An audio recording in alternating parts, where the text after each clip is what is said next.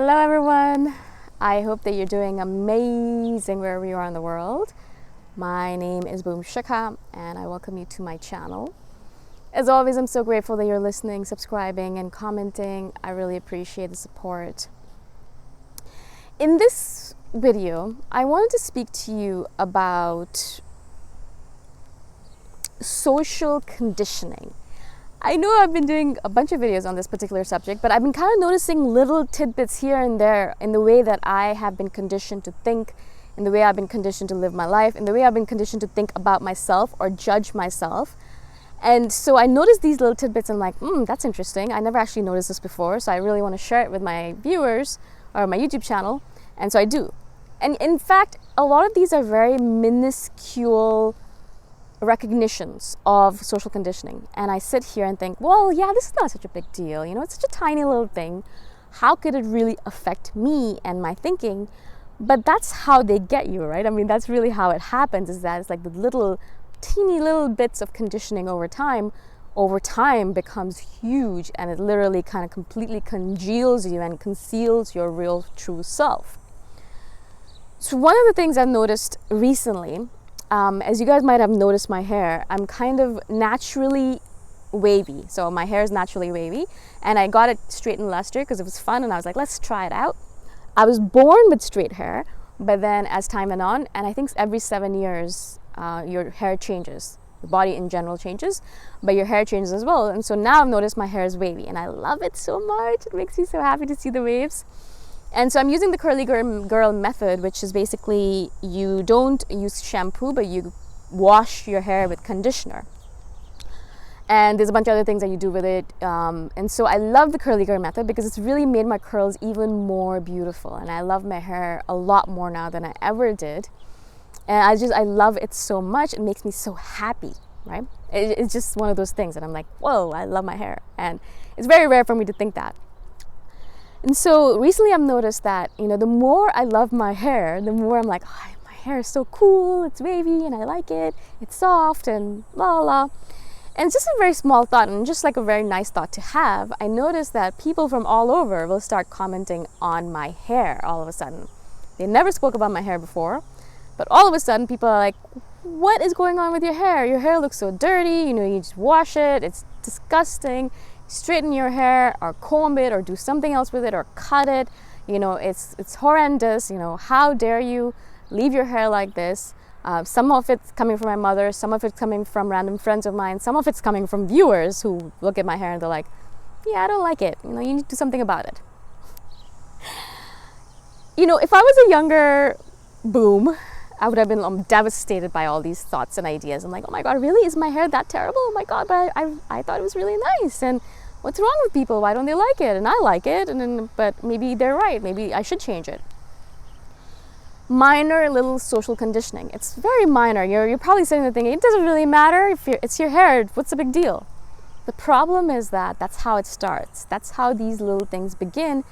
They begin with our physical structure and our physical appearance. A lot of the conditioning that happens to women specifically, but I think men as well, it begins with our physical appearance. We're told constantly in minor and major ways, but mostly minor ways, that our physical appearance is not up to par. We're told that our eyes are too small or too big, our waist is too big or too small, our feet are too big or small or ugly, or we're too dark, or we're too skinny or too tall or too short or whatever. There's 100 billion things in ways in which society and people around us will judge our appearance and constantly chip at our self-esteem and our opinion of ourselves. So little comments here and there, you might think, oh, it's just a little comment. No, it's not just a little comment. Little by little, those little comments will chip away at whatever self-esteem that you've built up for yourself.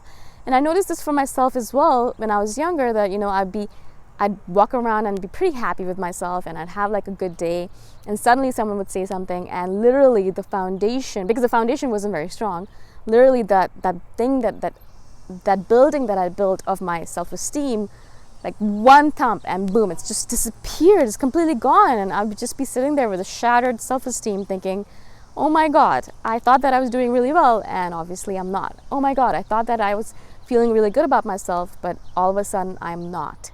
right? Again, it's very minor, and you're probably thinking it shouldn't really matter that much, but it's over time, hundreds of these little comments over time will eventually break you apart, right? Unless you're extremely strong within yourself, or you're old and you don't really care, where I am right now, where I am in fact that I'm like, well, it doesn't really matter anyways, no one's looking at me. What's the big deal if my hair is this way or that? I'm the only one looking at it and I like it. And so even when my mom says things like that, I'm like, Mom, I like my hair, so stop saying whatever it's not for you. This hair is mine. I'm not cleaning it or doing it for you. It's my hair. If you don't want to look at it, don't look at it, but it's mine, right? And I love it. And so in general, of course, now it doesn't bother me, but I do realize I notice them now much more so than I did before, and I instantly tell that person to stop saying these things, of course. Especially with my mother, she has a tendency to be critical, and I think that's how she shows her love. A lot of mothers do this. And I'm like, no, I'm not listening to it anymore. I'm sorry, but don't say anything about my hair anymore. I like my hair. Nothing to do with you. I'm not saying anything about your hair. You can keep your hair the way you want to, and I'm going to keep my hair the way I want to, right? And so again, my main idea, or the main lesson that I've learned from all of this observation with social conditioning, is that you need to cut it in the bud right away. You literally need to stop it right away, because you might think, oh, well, it's just a small comment about my face, or it's just a small comment about my teeth, or it's just a small comment about my feet. It's not a big deal. If you don't cut it off right away, you're constantly sending your body and your mind and your subconscious the message that you're not important enough to fight for yourself.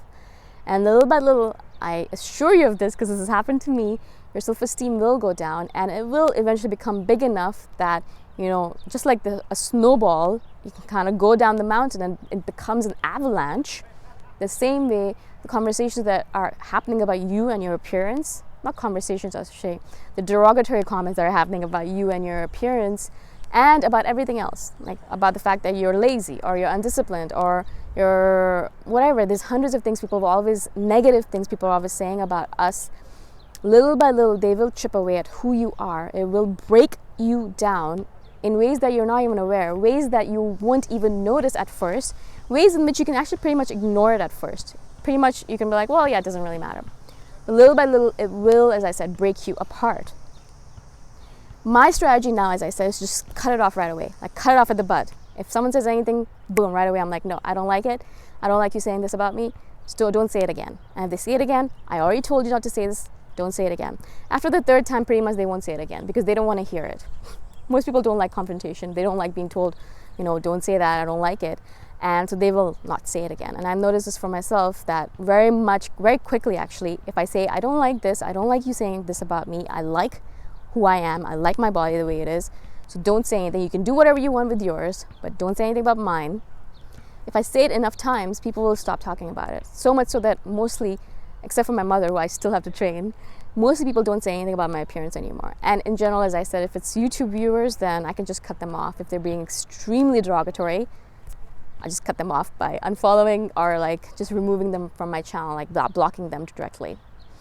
Because in general, it is no one else's responsibility or no one else's business what you look like or what you don't look like. If you're fat or thin or tall or skinny or whatever it might be, it is no one else's business. What business is it of theirs to say anything about your physical appearance? Why does it matter to them? Are they the one walking around in your body? No, you're the one. And so how dare they, what right do they have to say anything about your body? Unless you are, I don't know, unless you're a celebrity of some sort and, you know, people believe that they have, again, even then I believe that they don't have a right to say anything about your body or about your physical appearance. But again, you're in the public spotlight, so you're like, well, people are allowed to say what they want about me. Maybe. But if you're not, and if you're just a normal human being walking around, none of your family has a right to say anything about your physical appearance or about anything to do with you, your siblings, partner, no one else, except for yourself. And even then, you should be careful about that. No one has a right to say anything about your physical appearance. It is not their business. It's nothing to do with them. We imagine wrongly that physical appearance is extremely important, but it's not. If you're happy with yourself and if you like the way you look, no one else has a say in it. No one else should have a say in it. At least that's what I believe. All right? I hope this makes sense to you. If you guys have questions about this, please comment below because I will do a further video on it. But if you don't like it, then obviously I won't.